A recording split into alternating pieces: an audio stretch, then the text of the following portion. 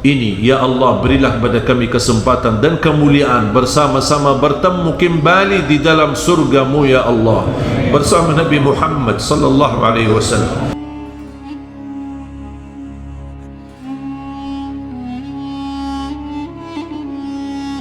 Bismillahirrahmanirrahim. Assalamualaikum warahmatullahi wabarakatuh.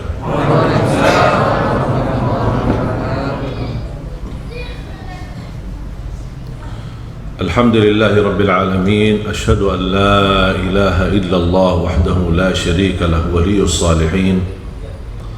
Wa ashhadu anna sayyidana wa nabiyyana Muhammadan abduhu wa rasuluhu as-sadiqul amin. Allahumma salli wa sallim wa barik ala sayyidina Muhammad wa ala alihi wa sahbihi wa man tabi'ahum bi ihsanin ila yaumiddin. Subhanaka la ilma lana illa ma 'allamtana innaka antal alimul hakim. Alhamdulillah wa syukrillah,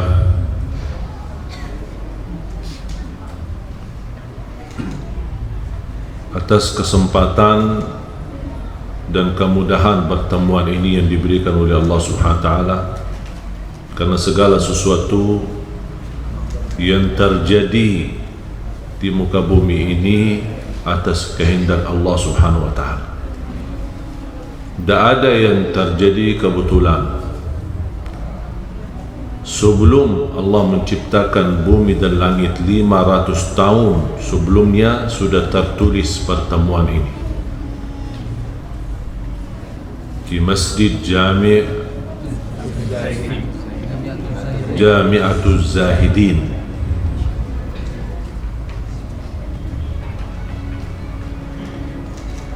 Para pengurus, takmir masjid, para imam, muazzin, para jamaahnya sekalian, semoga semua dimuliakan dan diberkahi Allah Subhanahu wa taala.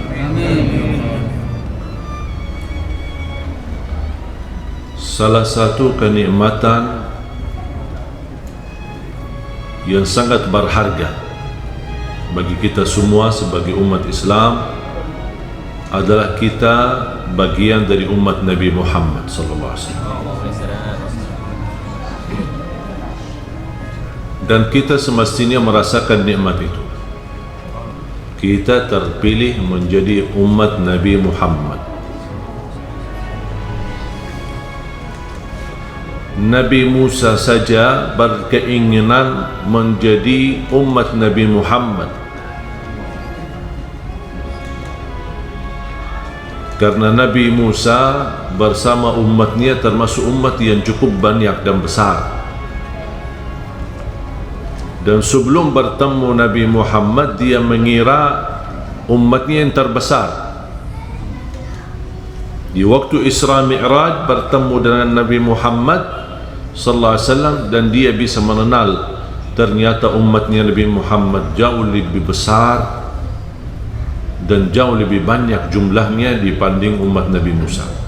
Ibarat satu ekor kambing yang putih, polos, ada satu bulunya warna hitam. Kira-kira nampak enggak yang warna hitam?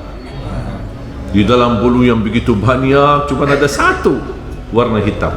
Atau sebaliknya, satu ekor kambing hitam, ada satu bulunya yang berwarna putih.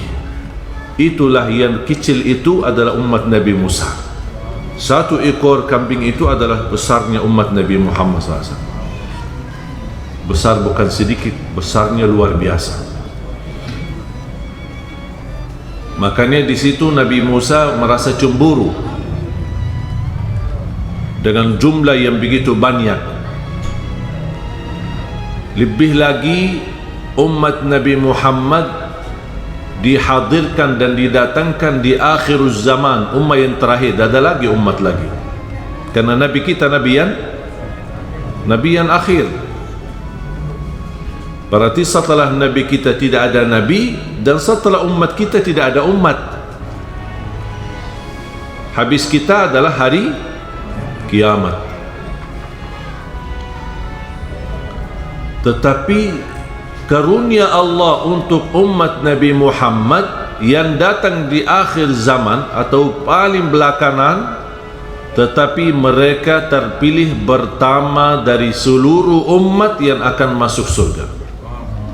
Masya Allah. Pertama yang diizinkan buka pintu surga adalah Nabi Muhammad sallallahu alaihi wasallam. Habis itu para nabi dan rasul satu persatu. Habis para nabi dan rasul, pertama orang yang masuki surga sesudah para nabi dan rasul adalah Sayyidina Abu Bakar. Dan Sayyidina Abu Bakar dari mana? Dari umat Nabi Muhammad. Dan seterusnya yang telah diberikan berita gembira oleh Rasulullah SAW menjaminkan mereka masuk surga, sahabatnya dan seterusnya sampai kita insya-Allah bersama mereka. Habis sudah umat Nabi Muhammad, baru ummah-ummah yang lain.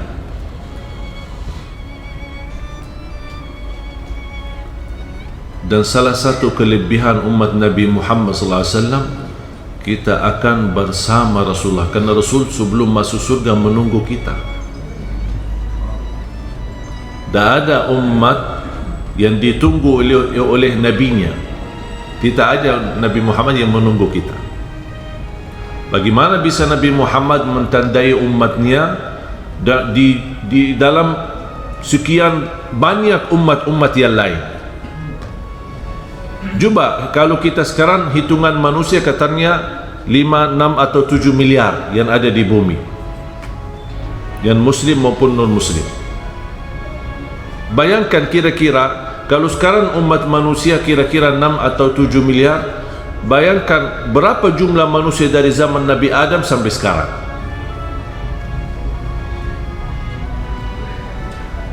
Apalagi di masa yang akan datang kita tidak tahu berapa lama lagi.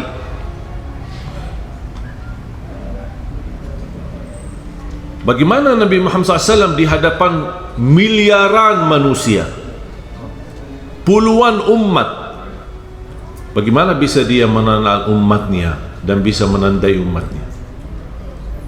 Ternyata dari cahaya wudu dan salat. Tidak cukup syahadat, tidak cukup syahadat, karena banyak orang berkata asyhadu an la ilaha illallah wa asyhadu anna muhammadan rasulullah, tapi tidak salat. Tidak ada cahaya, belum ada cahaya. Itu baru cahayanya di kalbu kalau kalimat ini. Tapi Rasulullah SAW kan tidak bisa lihat isi hati. Bagaimana bisa dikenal? Dari wajahnya, tangannya, kakinya ada cahaya. Cahaya apa? Cahaya wudunya.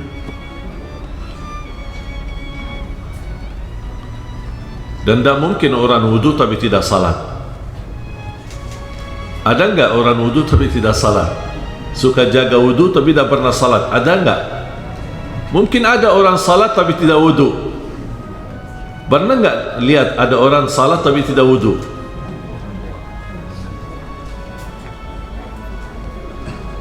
Makanya kita bersyukur, alhamdulillah kita menjadi umat Nabi Muhammad SAW.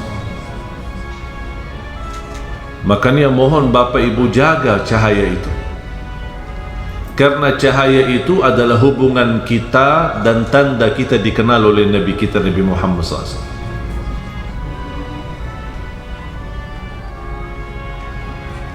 Nabi Muhammad SAW menunggu kita di hadapan pintu. Buat apa Nabi Muhammad menunggu? Pertama, Nabi Muhammad ingin memimpin kita masuk bersama-sama di surga. Yang kedua, Nabi Muhammad SAW ingin membagikan minum air Al-Kautsar. Inna a'tainakal kautsar. Apa itu Kautsar? Sebuah air dari surga, hanya didapat oleh Nabi Muhammad dan umatnya. warnanya lebih putih daripada susu, manisnya lebih manis daripada madu. Tapi air, bukan susu, bukan jus, air. Tapi subhanallah, keajaiban, tidak bisa dibayangkan. Air kok warna putih, kok manisnya lebih daripada madu, tidak bisa dibayangkan. Yang kita tahu, air itu ada rasa enggak? Tidak ada rasa, kosong. Tapi nanti di bersama SAW beda. Bukan hanya rasa dan warna, tapi memiliki khasiat yang tidak dimiliki oleh air lain. Apa itu? Siapa saja yang sekali minum dari tangan Nabi Muhammad sallallahu alaihi wasallam nanti di hadapan surga, tidak akan butuh air lagi dan tidak akan haus lagi selama-lamanya. Subhanallah. Kita berapa kali haus? Minum air, haus lagi, minum air, haus lagi. Hari ini minum aqua, besok minum apa lagi, semua sama, haus lagi. Biar beli air yang mahal, haus lagi. Makanya jamaah sekalian, saya mohon tolong jaga cahaya itu. Jangan sampai kita memadamkan cahaya itu sendiri. Karena nanti di hari kiamat Nabi Muhammad tidak akan minta KTP Bapak Ibu,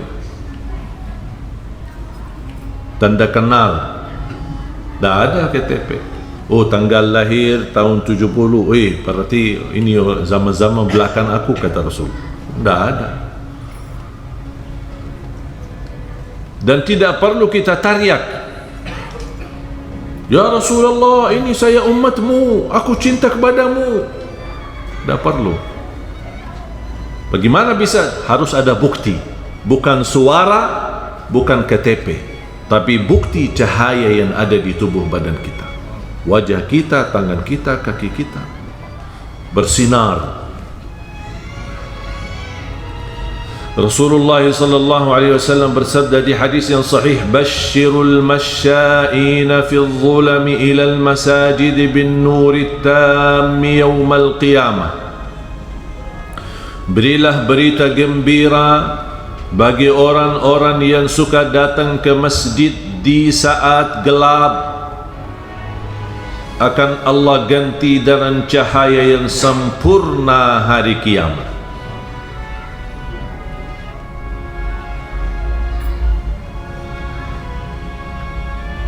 Berarti kita jaga salat, apalagi datang ke masjid di saat gelap, ada balasannya. Selain pahala 10 kali lipat, selain kita mendapatkan salat berjamaah lebih besar 27 kali lipat dibanding salat sendiri, selain kita setiap langkah, satu langkah satu darajat, satu langkah satu kebaikan, satu langkah menghapuskan dosa, dan langkah-langkah itu pulang pergi.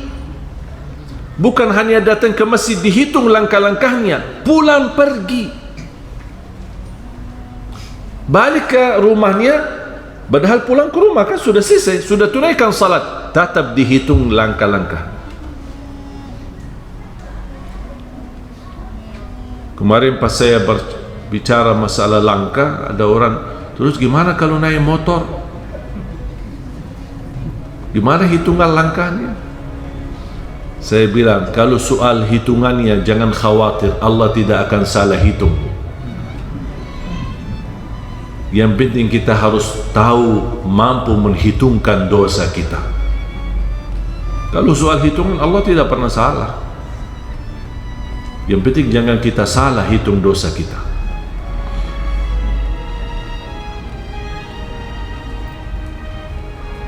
Jamaah sekalian dimuliakan Allah Subhanahu wa taala.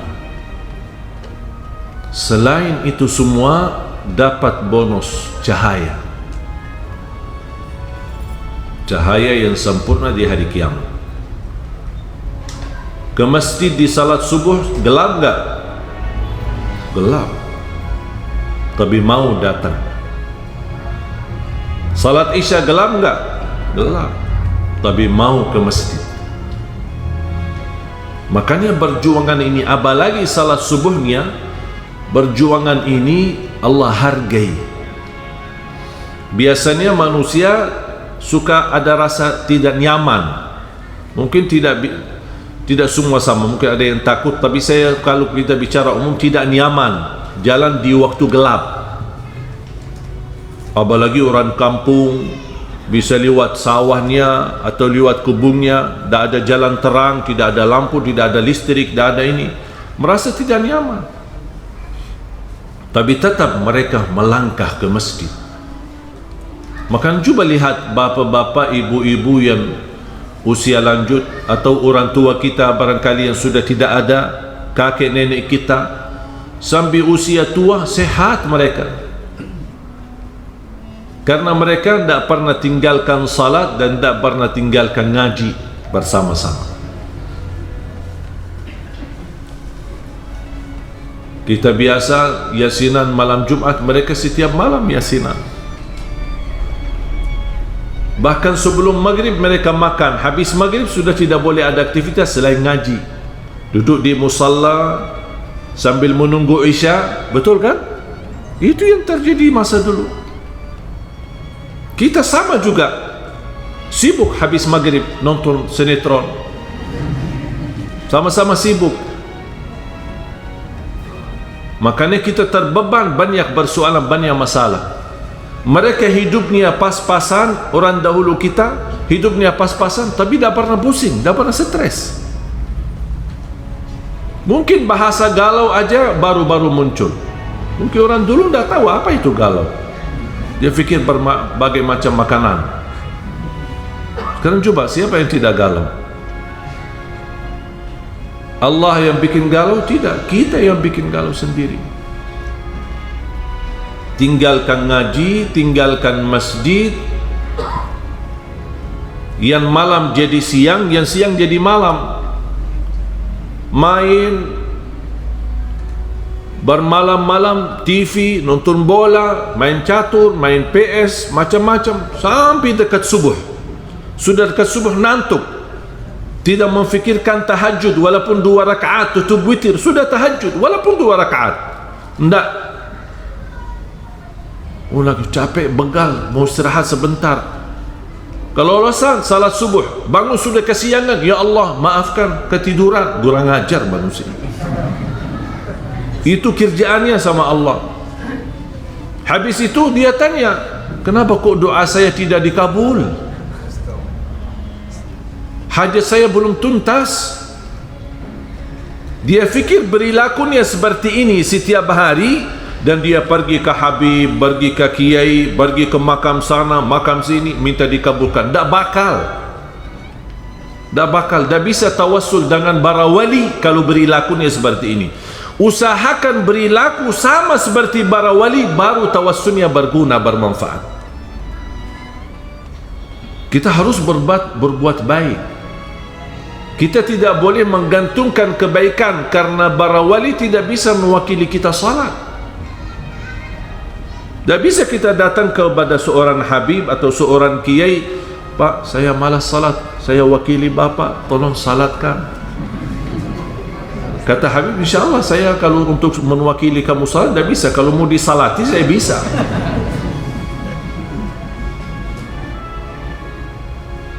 Berarti ada amalan yang tak bisa diwakili orang lain. Kita harus kerjakan. Salat kita, ngaji Al-Quran, kita berbuat kebaikan, tahajud, jaga salat sunnah duha, sunnah tahiyatul masjid, masuk sunnah wudu. Apapun kebaikan yang kita bisa lakukan, jangan kita tinggalkan. Dengan segala upaya, ikhtiar yang kita lakukan, walaupun ada kekurangan, barangkali ada kekurangan khusyuk, ada kekurangan belum bisa sempurna ibadah kita, tolong Mbak Kiai, tolong Mbak Habib, tolong doakan. Itu namanya ikhtiar. Ada usaha. Habis kita usaha, baru kita boleh. Tak apa-apa kita minta tolong orang salih mendoakan. Ulama kita yang kita pandangi mereka sebagai orang salih, minta doanya. Rasulullah SAW menwasiatkan sahabat, kalau kalian bertemu dengan Uwais Al-Qarani, minta doanya. Mana yang lebih mulia, Sayyidina Abu Bakar, Sayyidina Umar, atau Uwais Al-Qarani? Ya, jauh lebih besar kemuliaan Sayyidina Abu Bakar, Sayyidina Umar. Mereka cukup mendapatkan kemuliaan mendampingi Rasul, itu sudah cukup. Bersama Rasul, membela Rasul, berjuangan sama Rasul, makanya dimakamkan bersama Rasul di samping Rasul SAW. Tapi cuba bayangkan, Rasulullah SAW menyuruh mereka, carilah Uwais. Kalau kalian ketemu, minta doanya. Berarti boleh minta doa orang salih. Walaupun kita merasa berbuat kebaikan, menjaga salat, menjaga, tak apa-apa. Orang salih minta doa sama orang salih.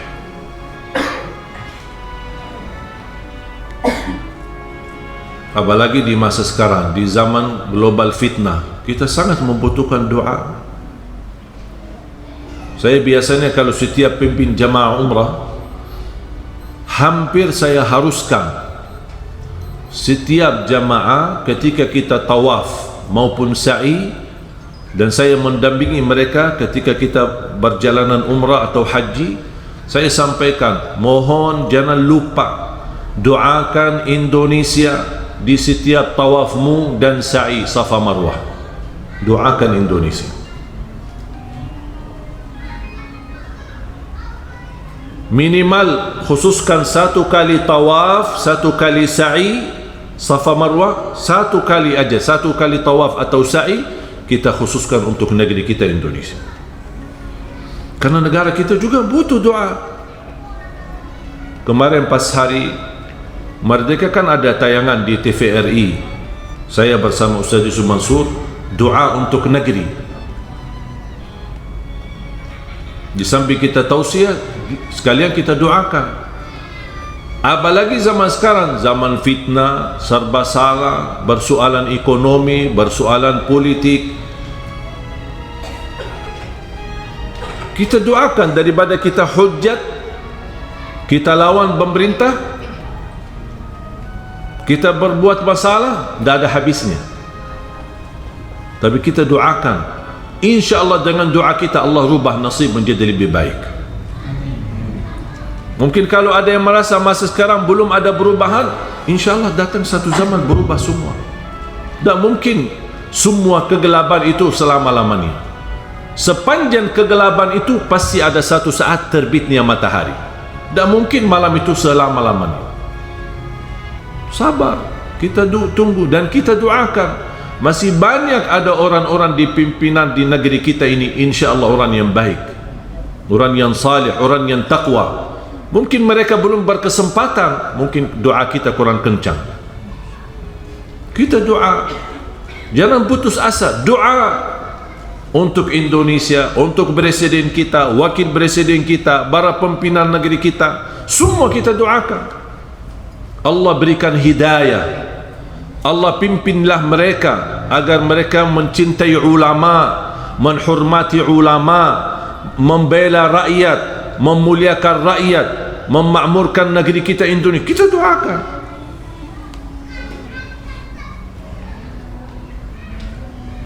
Menjadi ikhtiar.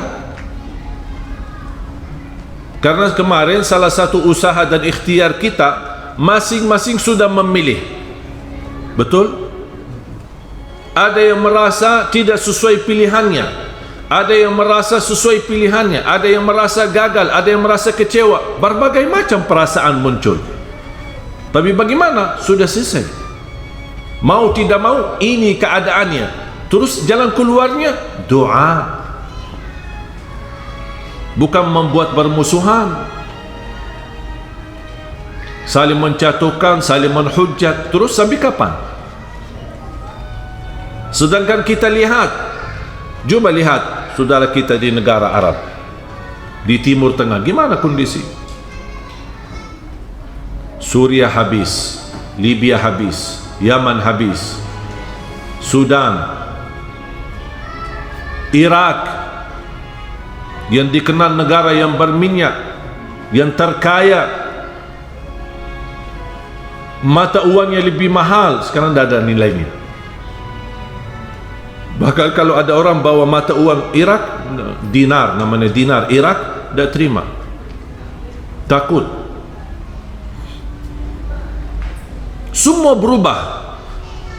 Tapi sayang sekali dan kasihan, keadaan mereka berubah tapi menjadi lebih buruk. Yang kita harap keburukan yang ada berubah menjadi lebih baik, bukan lebih buruk. Betul?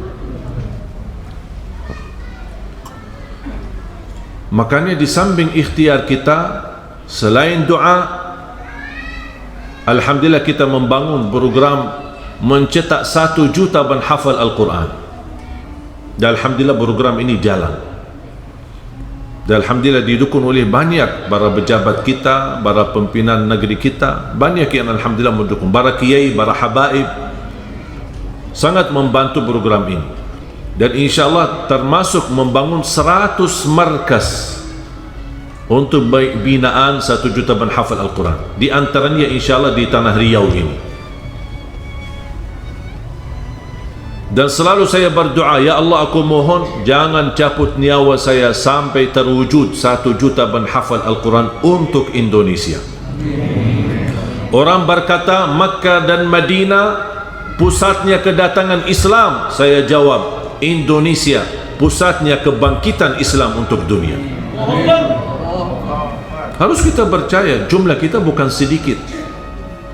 Jumlah kita umat Islam terbesar di dunia. Tahu nggak arti terbesar di dunia? Sangat diperhatikan Indonesia. Makanya banyak musuh-musuh kita dalam negeri maupun di luar negeri berkeinginan menjatuhkan Indonesia.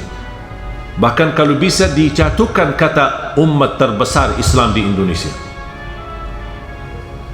Mereka ingin menghabiskan kata itu karena membuat mereka takut. Walaupun sayang sekali umat terbanyak begitu dan terbesar, tapi belum bersatu. Jangankan rakyat, mohon maaf, ulama ni aja belum bersatu. Gimana rakyat? Saya tidak berbicara pilihan atau berbeda pilihan atau berbeda pendapat. Itu kita harus wajib menghormati perbedaan. Tapi yang saya fikirkan, bermusuhan ya sampai kapan? Saya punya pendapat A, Bapak Ibu punya pendapat B. Harus kita saling menghormati. Karena pandangan saya melihat A lebih baik, pandangan Bapak Ibu melihat B lebih baik, kenapa kita ribut? Kenapa saya maksa Bapak Ibu harus tunduk kepada pilihan saya? Harus Bapak Ibu tunduk kepada apa yang saya melihat. Karena juga Bapak Ibu berhak melihat, berhak mempandangi, punya pandangan. Makanya kita harus belajar menghormati perbedaan. Yang terjadi di Indonesia bukan soal perbedaan, tapi soal permusuhan. Itu yang saya khawatirkan. Karena mengakibatkan mungkin kita bisa selamat, tapi yang menjadi korban nanti anak-anak kita. Dan kalau kita lihat, dan silahkan Bapak Ibu buka di Syekh Google. Kenalkan Syekh Google? Lihat berita-berita di negeri Arab. Kok bisa terjadi seperti ini? Ada orang berkata karena sunnah sama Syiah. Ada orang berkata gara-gara Yahudi sama ini. Ada orang tidak ada semua, tidak ada. Satu alasan yang membuat kacau balau di Indonesia, di negeri Arab sana, di Timur Tengah, adalah kepentingan politik. Kira-kira mau nggak negeri kita gara-gara kepentingan politik dijadikan negeri kita yang kacau balau, hancur? perang saudara lagi, sama-sama muslim, Allahu Akbar tapi membunuh sesama, sama-sama takbir tapi saling membunuh. Na'udzubillah min dzalik. Mudah-mudahan negeri kita diselamatkan oleh Allah SWT. Makanya solusinya kita harus memfikirkan membangun. Kalau kita tidak mampu merubah keadaan sekarang, kita harus mampu membangun. Bagaimana membangun? Kembali umat ini kepada Al-Quran.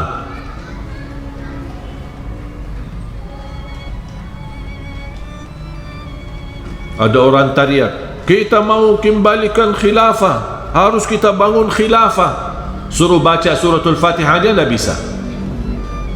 Membangun khilafah, Al-Fatihah aja tidak bisa benar, masih salah baca Al-Fatihah. Umat ini tidak bisa ditolong oleh Allah selain dengan Al-Quran. Kunci keselamatan, kunci kemenangan, kunci kemakmuran, kunci dilindungi oleh Allah dari segala bahaya dan keburukan Al-Quran.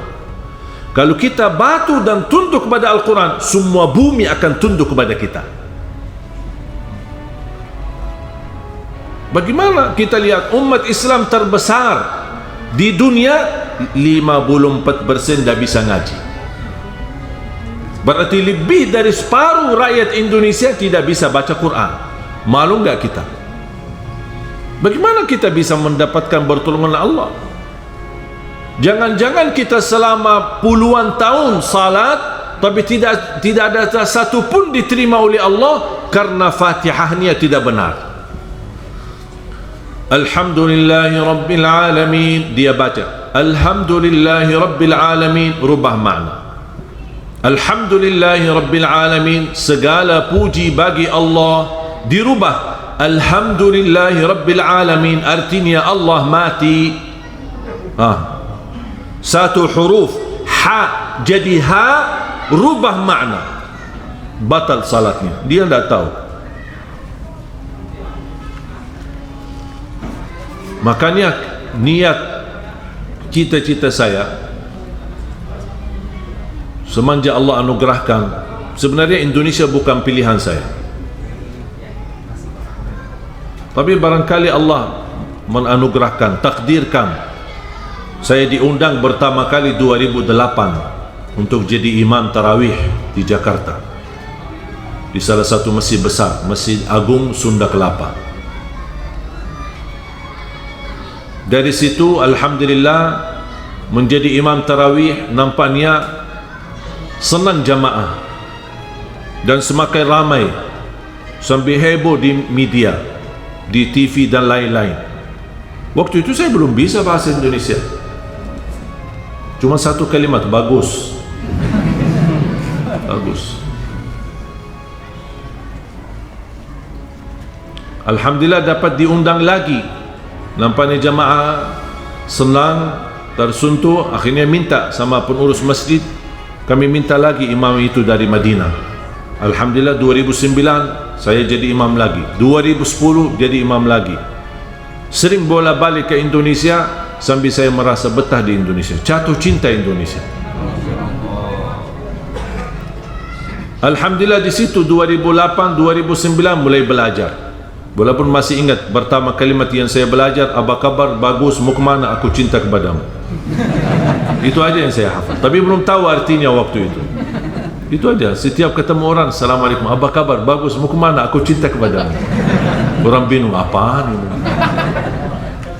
Tapi alhamdulillah karunia dari Allah. Dan saya yakin apa yang saya dapat di Indonesia, di tanah air kita ini, karena berkahnya Al-Quran. Mohon maaf, siapa Ali Jabir? Siapa Ali Jabir? Hamba Allah biasa, tapi karena ini dikenal, bukan karena keluarga Ali Jabir, bukan karena salah satu paman saya adalah imam besar Masjidul Haram dikenal Ali Jabir di Indonesia. Tidak ada kaitan, bukan karena nasab, bukan karena keturunan, bukan karena siapa-siapa, tapi karena berkahnya Al-Quran. Karena setiap bapak ibu barangkali menonton di acara TV membawa Al-Quran. Acara Hafiz Indonesia kan bersama Al-Quran. menjadi acara favorit. Yang ketika mulai acara ini, banyak taruhan berkata tidak bakal lama acara ini, paling 1 tahun 2 tahun, habis itu tidak muncul lagi. Dan alhamdulillah bisa kita tunjukkan sampai titik ini masih acara Hafiz Indonesia menjadi acara yang terbaik di seluruh acara TV. Dan kita lihat anak-anak kita, jangankan membanggakan kita sebagai rakyat Indonesia, sampai di luar negeri diundang. Dan rata-rata anak di bawah 10 tahun. Dan semakin tahun berjalan, semakin jalannya acara ini, kita semakin semangat untuk berlomba-lomba untuk mewujudkan dan mencetak 1 juta menghafal Al-Quran. Dan alhamdulillah sudah menjadi kenyataan. Dan belakangan ini puluhan bahkan ratusan sudah betapa luar biasa perhatian umat kepada Al-Quran. Makanya saya berkata ini kesempatan. Banyak kami terima wakaf, berubah tanah, wakaf berubah rumah, ada yang membayarkan tunainya, ada yang menitipkan emasnya, macam-macam. Luar biasa semangatnya jemaah untuk Al-Quran. Makanya Allah balas, Allah lahirkan anak-anak penghafal Al-Quran. Dan mudah-mudahan ada di antara mereka adalah anak bapa ibu. Ketika saya melihat sebuah video di YouTube, Presiden Turki ke negeri Inggris, ada kunjungan, dah tahu saya lupa tahun berapa, beberapa tahun yang lalu, Presiden Turki Erdogan dia pergi ke Inggris. Habis selesai kunjungan, bertemu dengan Raja Inggris dan Perdana Menteri Inggris, dia mampir ke salah satu daerah yang banyak umat Islam. Sekalian beliau meresmikan masjid termegah dan termewah di Inggris, di kota London. Dia resmikan sampai air hujan itu dimanfaatkan dan disalurkan menjadi air wudu. Ada alat, dipasangkan alat dan salurannya yang sangat canggih. Kemudian mereka bikin air itu bisa dimanfaatkan buat tanam-tanaman dan sekalian buat wudu.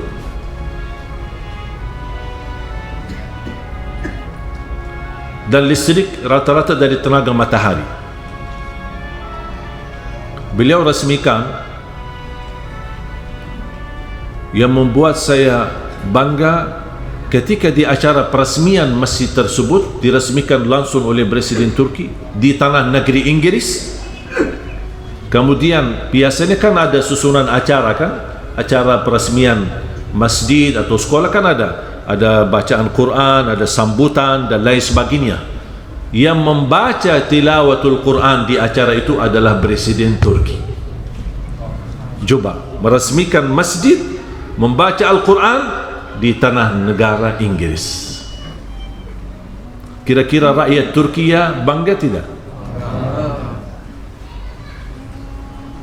Dan saya baca data dan sejarah kehidupan beliau, ternyata dia anak santri. Dan saya yakin tidak ada yang memiliki pesantren lebih besar dan lebih banyak daripada Indonesia. Indonesia terbesar pesantren di mana-mana. Makanya alhamdulillah kami bekerja sama dengan banyak pihak-pihak di Jawa. Alhamdulillah sudah membangun puluhan rumah tahfiz, beberapa pesantren, dan kemarin saja baru kita sudah telah membangun pesantren baru di Cipanas, menjadi juga bagian dari 100 markas. Dan setiap anak-anak dan pemuda-pemudi di bawah binaan kami tamat hafal 30 juz, kami hadiahkan umrah. Tujuannya sebenarnya bukan umrah, tapi saya punya tujuan lain. Saya ingin anak-anak kita bisa setor hafalan dan bacaan di hadapan para imam besar di Tanah Suci. Karena saya ingin mereka diakui, jangan hanya di Indonesia tapi juga di Tanah Suci. Alhamdulillah rata-rata yang kami kirim ke sana, mereka berdiam di sana, setor hafalan, dan mereka kembali ke tanah air masing-masing sudah membawa sertifikat ijazah sanad yang sudah dibenarkan bacaannya, dibenarkan hafalannya, dan diizinkan menjadi guru ngajar karena bacaannya benar. Karena saya ingin tidak boleh banyak hafal tapi bacaannya kacau. Banyak orang hafal tapi bacanya tidak benar. Saya tidak mau itu. Makanya terbangun program dari 5 metode. Baca Al-Quran dengan benar, perbaiki huruf. Yang kedua, tahsinut tilawah.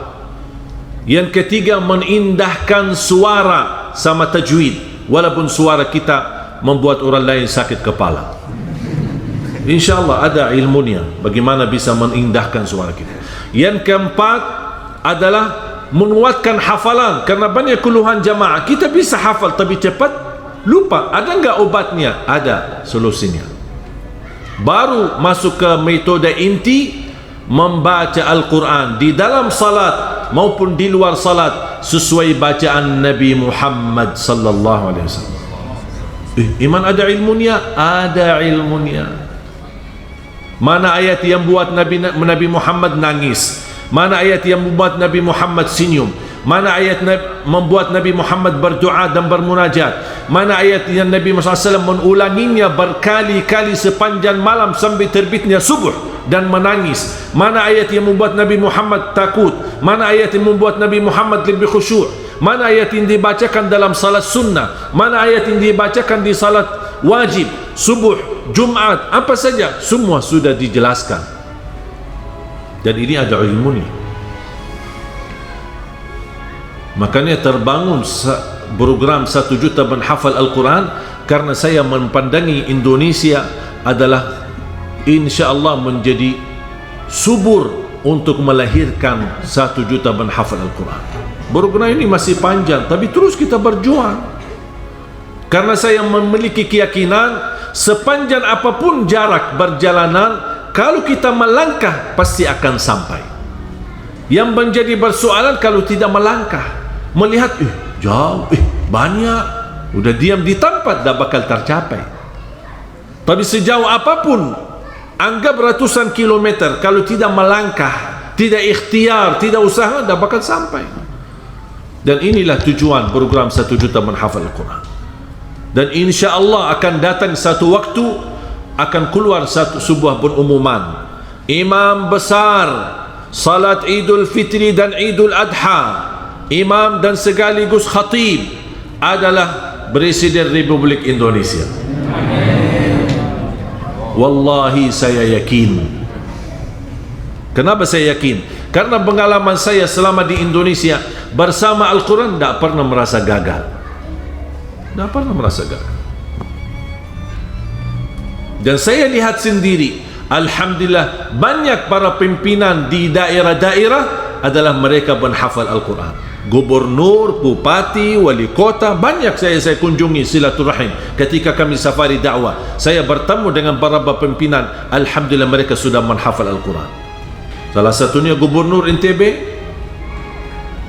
dan banyak kabupaten-kabupaten yang lain. Dan alhamdulillah rata-rata dari mereka, walaupun ada yang saya bertemu para pimpinan ini, para pejabat dari yang diberikan amanah, mereka ketika saya bertemu, walaupun mereka tidak hafal, tapi jiwanya jiwa Al-Quran. Banyak daerah yang saya kunjungi dari kabupaten, semua rata-rata program mereka perhatian kepada Al-Quran. Bagaimana Al-Quran, tolong diajak kerjasama untuk kita membangun desa kita, membangun kampung kita. Dan ini kalau kita tidak bersatu bersama-sama, tidak bisa kita bangun. Mohon maaf, saya bukan dari keturunan Raja Salman, saya bisa tuntaskan semua. Kita bersama-sama, ayo kita sama-sama membangun. Ayo Bapak Ibu, ayo mari-mari kita ikhlas tulus untuk melipatkan diri kita dalam program ini. Barangkali kita gagal menjadi penghafal Al-Quran, tapi saya percaya dan yakin, insya-Allah kita bersama, dari tenaga fikiran, dari tenaga fisik, dari keilmuan, dari sisa harta kita, nafkah, sedekah, zakat, apapun, seberapapun, insya-Allah semuanya akan menjadi saksi baik, dan mudah-mudahan tertulis nama kita di hari kiamat sebagai ahlul Quran. Wallahi Al-Quran indah, nikmat. Saya kemarin ketika membaca Al-Quran, dan alhamdulillah menkhatam berkali-kali, saya cari satu kata, apa ya kira, apa yang saya rasakan ingin saya sampaikan kepada jamaah. Tapi kadang-kadang sesuatu perasaan ini, indahnya, manisnya ini tidak bisa diungkap, tidak bisa disampaikan. Sambil saya fikir kira-kira apa kata-kata yang paling pas. Saya ingin betul apa yang saya rasakan bisa dirasakan oleh Bapak. Habis saya berfikir, saya tidak ketemu selain kata, wallahi Al-Quran ini nikmat. Wallahi nikmat. Miskin yang tidak bisa merasakan nikmatnya Al-Quran. Wallahi miskin. Bukan miskin harta, miskin perasaan, tidak bisa menikmati Al-Quran. Kitab ini bukan kitab biasa, bukan tulisan manusia, tapi kitab ini diturunkan oleh Allah. Kalamullah. Kata guru saya, barang siapa yang ingin mendengar Allah bicara, baca Al-Quran. Kalau belum bisa merasakan nikmatnya melalui baca, sima', dengar murattal sambil renungkan fikiranmu, hatimu, supaya bisa menikmati. Sempurna kitab ini, tidak ada sedikit pun kebatilan di dalamnya, bahkan tidak ada keraguan. Dzalikal kitabu la raiba fih, dan menjadi petunjuk bagi kita, hudal lil muttaqin. Indahnya wallah, indahnya membaca, indahnya menyimak, mendengar, indahnya mendukung, indahnya berinfak, indahnya semua apapun yang terlibat, segala sesuatu yang terlibat dalam Al-Quran, bersama Al-Quran, apapun bentuknya, wallahi nikmat. Bayangkan Bapak Ibu yang memberikan infaknya, sedekahnya, kemudian kita meninggal dunia, dan semua infak kita yang menjadi wasilah dan sebab terlahir 1 juta penghafal Al-Quran. Dan anak-anak kita ini setiap hari dari pagi sampai malam baca Al-Quran. Berarti selama anda di dalam kuburan, Allah setorkan pahala bacaan mereka terus. Padahal kita sudah mati, tidak ada amalan lagi, tapi karena sedekah kita ternyata membawa manfaat. Dan saya kenal banyak anak-anak santri kita, subhanallah, sambil saya kagumi, ada di antara mereka wallahi tekad tingginya jauh lebih besar daripada saya sendiri. Dan saya ketika merasa diri malas, merasa diri turun semangatnya, saya bertemu dengan mereka, bertambah semangat. Tak pernah mereka capek membaca Al-Quran dari pagi sampai malam, mengulangi berkali-kali. Sampai ada di antara mereka yang tamat alhamdulillah hafalan di usia 13 tahun, hafal 30 juz. Tapi luar biasa, sampai ketika dikirimkan ke Madinah, dia satu-satunya dibanding semua yang dikirimkan ke Madinah, dia satu-satunya di dalam 1 bulan dia mampu setorkan hafalan di hadapan para imam, 3 imam, dan setiap imam dia khatam 30 juz dalam 1 bulan. Berarti 3 kali dia khatam. Saking begitu luar biasa tekadnya dan keinginannya besar. Dan masih muda, ini sekarang mungkin usianya 15, baru ini cerita, belum lama. Makanya jamaah sekalian, mohon doa restu, mohon dukungannya untuk program 1 juta penghafal Al-Quran. InsyaAllah terlahir dari tanah Riau ini, InsyaAllah penghafal Al-Quran. Cita-cita saya dan harapan saya, setiap masjid InsyaAllah memiliki imam penghafal Al-Quran 30 juz. Bahkan keindahan bacaan mereka adalah sama dengan keindahan bacaan para imam-imam besar di tanah suci. Kita masuk ke masjid, mendengar suara imam kita, Masya Allah, rasanya kayak lagi di tanah suci. Berarti Bapak Ibu yang merasa merindukan tanah suci tapi belum berkesempatan ke sana, InsyaAllah bisa kita nikmati bersama suasana tanah suci, tetapi di negeri kita Indonesia tercinta. InsyaAllah dengan Al-Quran, saya yakin akan berubah semua nasib negeri kita Indonesia. Allah akan turunkan berkah langit, Allah akan keluarkan berkah dari bumi, Allah akan makmurkan negeri kita, aman, sejahtera, dan insya Allah jangankan kita negeri kita yang akan menjadi makmur, insya Allah seluruh bumi bahkan seluruh negara akan tunduk untuk mencintai dan menghormati negeri kita Indonesia. Ada orang kemarin tanya sama saya, kok saya rasa si Ali Jabir ini kok cinta Indonesia, apa kira-kira harapan si Ali Jabir untuk Indonesia? Saya jawab, harapan saya rakyat Indonesia berada di tanah air maupun dia pergi ke luar negeri dihormati oleh dunia. Itu aja. Kalau dilihat ini orang Indonesia, salam hormat, cinta, hormat. Itu yang menjadi harapan saya. Dan ini semua bisa terwujud semuanya melalui Al-Quran. Makanya saya selalu dorong para orang tua yang merasa diri gagal menjadi penghafal Al-Quran, mohon jangan gagalkan anakmu. Tolong. Apalagi sekarang, di zaman sekarang banyak kemudahan dan fasilitas. Quran warna-warni, ada terjemahannya, ada tajwidnya, setelkan bacaannya, sampai anak-anak mainan anak-anak pun ada sekarang banyak program hafal Al-Quran. Silahkan nonton di YouTube. Kalau berkenan menjadi pelanggan di YouTube, ada satu channel kami bikin adalah Hafiz dan Hafizah. Sehari-hari supaya anak-anak kita menontonnya bisa menerapkan akhlak, karena saya ingin bukan hanya hafalan Al-Quran tapi berakhlak, akhlakul Quran. Buka di YouTube Hafiz dan Hafizah.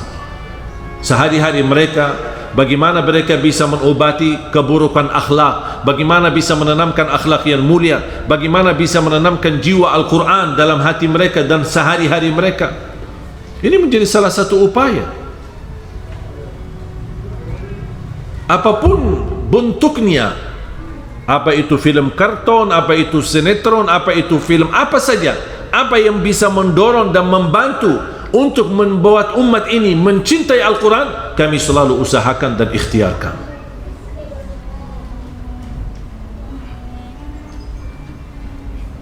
Sampai insyaAllah kita akan masih sempat kita berdialog dengan sahabat saya Rafi Ahmad. InsyaAllah munculnya satu program bersama beliau untuk perhatikan program Al-Quran. Banyak, alhamdulillah saya melihat luar biasa karunia Allah Subhanahu wa taala. Para artis pun mereka memperhatikan Al-Quran.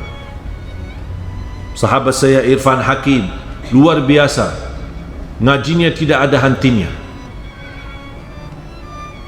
Walaupun beliau tidak pernah menampakkan diri dalam ketika mengaji, saya sering memperhatikan dari acara ke acara dalam perjalanan dia selalu baca Al-Quran diam-diam di mobilnya. Semangatnya mereka, jiwa mereka sudah Al-Quran. Makanya ayo kita mari bersama-sama, dan insya Allah Allah akan berikan keberkahan. Kalau kita tidak dapat apa-apa dari Al-Quran, hanya keberkahan, itu sudah cukup. Berkah umur, berkah rizki, berkah keluarga, berkah sehari-harinya, mau apa lagi?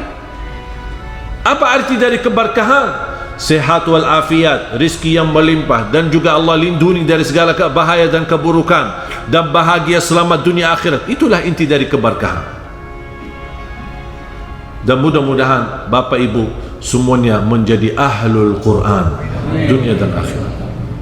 Cintailah Al-Quran, jangan bosan bersama Al-Quran. Sehari-harimu jangan lewat, harus selalu bersama Al-Quran.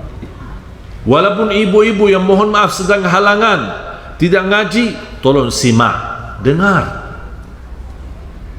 Tak ada larangan untuk ibu-ibu mendengar Al-Quran walaupun lagi tidak salat. Setelkan CD atau dari YouTube murattal. Alhamdulillah jutaan murattal ada di YouTube.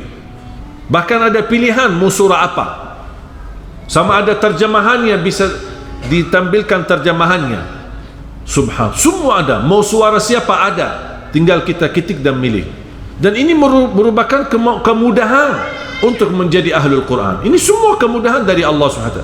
Coba bayangkan orang dahulu Sahabat Rasulullah, di mana tulisan Al-Quran supaya mereka bisa hafal? Di atas kulit unta.